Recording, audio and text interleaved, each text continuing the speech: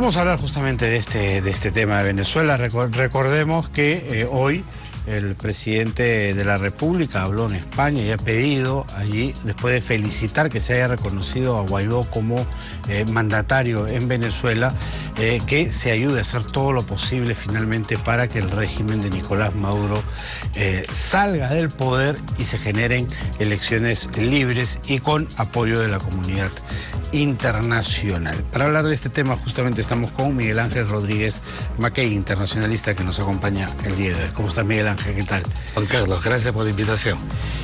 ¿Cómo ves este tema? Algunos auguran una salida pronta, que estamos expectando los últimos días del régimen de Maduro, pero parece que teniendo de lado a las Fuerzas Armadas, aún por lo menos al alto mando de las Fuerzas Armadas, esto se hace difícil, salvo que se piense en una intervención militar que pondría al mundo en dos bandos prácticamente. Sí, a ver, el tema de la intervención militar yo más bien lo veo todavía en un compás de espera, y más creo en el realismo político de lo que hemos visto el fin de semana, donde ha sido muy difícil que la ayuda humanitaria ingrese en Venezuela.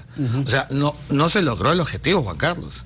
Eso significa que no es fácil, pues, cruzar la barrera chavista, madurista puesta en las fronteras, con lo cual también Estados Unidos ya pulsó que la trama de una invasión no se va a poder hacer así nomás.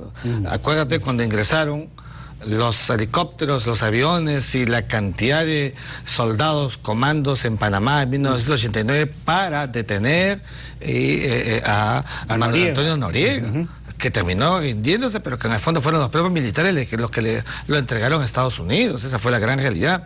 Entonces, pero el momento es difícil, es complejo, y yo no creo que sea un asunto de inmediatez para acabar con Nicolás Maduro, pero sigo pensando que es inexorable. El clímax internacional alrededor de Nicolás Maduro es otro.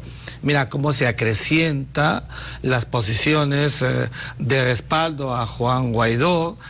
Hoy en las Naciones Unidas ha habido una suerte de boicot contra el propio discurso del canciller venezolano. Es decir, se va recreando toda esta suerte de óbice de parte de la comunidad internacional contra un régimen que vive momentos de desesperación, si no sería virulento en la zona de frontera, como hemos visto. ¿Tú crees que una salida podría ser tratar de endulzar de alguna manera justo a ese alto mando militar, prometiéndoles, por ejemplo, no juzgarlos por los hechos cometidos, a cambio de que le retiren el respaldo a Maduro y se genere un ambiente de elecciones? Juan Carlos, lo que tú estás diciendo es la clave para resolver el problema en Venezuela. Hay que negociar, de hecho están conversando.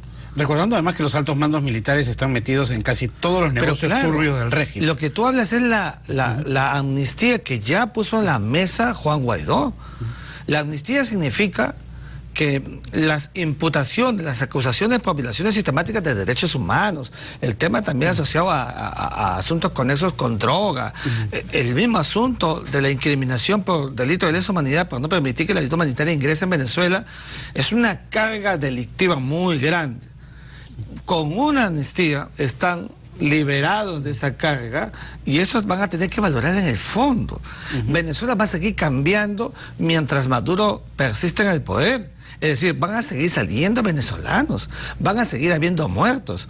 Y esos muertos y esos emigrantes son familiares de los propios militares. Entonces, ese hartazgo que ya cunde en Venezuela, en algún momento va a producir este punto de quiebre que va a terminar doblegando a Nicolás Maduro. No veo un escenario, como algunos sostienen, un statu quo, como le ha pasado a Cuba con Fidel Castro, porque la Cuba de Fidel Castro, Juan Carlos, tuvo siempre apoyo popular, nos guste o no nos guste. De la Unión Soviética, de China. Así es. En el caso de Nicolás Maduro, y hemos visto cómo 160 militares han desertado el último fin de semana, el hartazgo de la sociedad, la gente, el 80% de los venezolanos no quiere a Nicolás Maduro. Cuando no se tiene apoyo popular en una pseudo revolución como la que ha pretendido pintar Nicolás Maduro, esto es finito. Claro, ya se le acabó la caja para el populismo, que es lo que es la golosina que tenía entretenido a los que menos tienen en Venezuela, ¿no? Y cuando no se tiene la caja, cuando los activos de Venezuela están congelados, Maduro ya no puede repartir a los militares. Los militares han hecho caja chica, y la caja chica que han hecho tampoco la quieren perder. Y una forma, permítame decirte, de no perderla es también la amnistía, porque eso va a licuar todo el proceso, porque versus lo que busca la oposición y lo que busca la comunidad internacional es que finalmente Maduro deje el poder.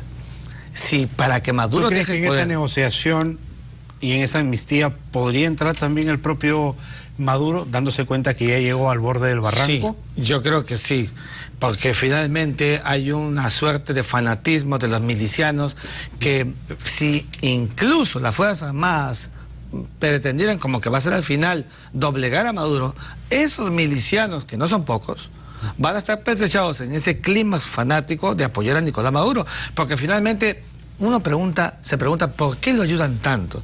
Mira, las grandes unidades vecinales que hay en los alrededores de Caracas están habitadas por ellos. Como el 23, por ejemplo. Y no, claro, y no tiene, exacto, no tiene... Es inexpugnable. Y no tienen título de propiedad, porque con eso Maduro los tiene a todos manipulados. Y esa gente son las que vemos en las calles, haciendo sopesar a la comunidad internacional la idea, pseudo idea, de que hay dos posiciones en Venezuela cuando todos sabemos que no es así. O sea, ¿tú crees que el apoyo popular está retirado totalmente? Yo creo que sí. Salvo estas cúpulas adeptas. Claro, porque el madurismo que controla el aparato coactivo del Estado, controla el aparato logístico, tiene la funcionalidad de todos los ejes centrales de la gobernabilidad interna en Venezuela, y por eso, mira, si la oposición prepara un concierto, ellos también lo hacen en 5 minutos, preparan otro concierto en la zona de frontera. O sea, cuenta con todo el aparato para hacerlo, para recrear la idea de que hay dos posiciones muy marcadas, muy divididas en Venezuela, y eso es absolutamente lo contrario.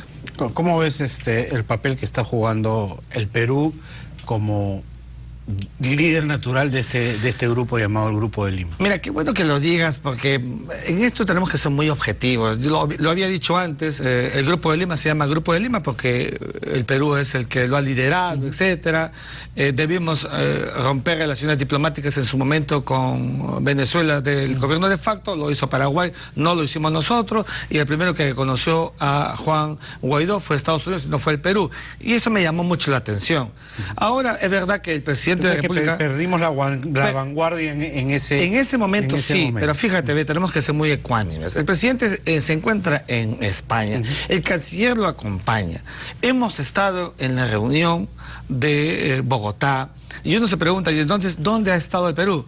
Mira, si el Perú, Canadá y Brasil no se ponen como corresponde en la mesa para que no se incorpore el párrafo que quería Estados Unidos. Acuérdate, el vicepresidente de Estados Unidos ha estado en la reunión de Bogotá, es decir, te hablo de ese párrafo para avale la posibilidad de un ingreso, bélico, de una inversión militar.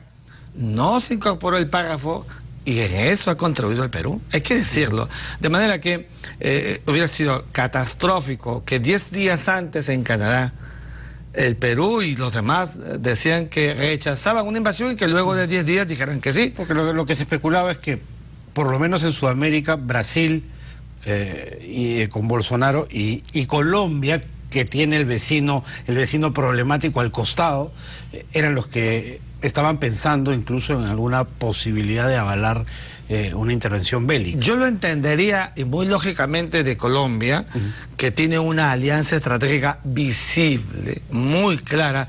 Es Chile de los 70 para Estados Unidos, Colombia de los 2019 para Estados Unidos. Pero de Brasil, fíjate, allí un poco de equilibrio, porque Brasil no es cualquier país, es una potencia regional sudamericana, que quiere en algún momento un espacio gravitacional internacional. y le ha marcado una pauta a Estados Unidos con su oposición juntamente con Canadá, y no se logró el objetivo estadounidense de proseguir con el clímax de la disuasión política, pero ahí van por lo menos buscando que se resuelva, pregonando la negociación a la que yo sigo recurriendo como única posibilidad. De lo contrario, una incursión militar, Juan Carlos, sería realmente grave, una masacre. No han podido cruzar la frontera, como has visto. Claro, y deslegitimaría el proceso, porque todos entenderían que como borregos estamos siguiendo la posición de los Estados Unidos. Y eso evidentemente será acumular el discurso de Nicolás Maduro, que viene hablando que Estados Unidos, el antiimperialismo, el yanquismo y los demás países fantoches de Estados Unidos. Ese discurso justamente hay que evitarlo. Por eso sí rescato que la reunión del Grupo de Lima en Bogotá no haya caído en la presión estadounidense para que se incorpore ese párrafo. Perfecto. Muchísimas gracias, Miguel Ángel, por haber estado aquí. Gracias a ustedes. Muchísimas gracias. Fue Miguel Ángel Rodríguez Mackey, internacionalista, analizando el tema de Venezuela, que esperemos pronto retorne a los cánones democráticos. Ahora lo que tenemos es nuestro bloque Más Perú.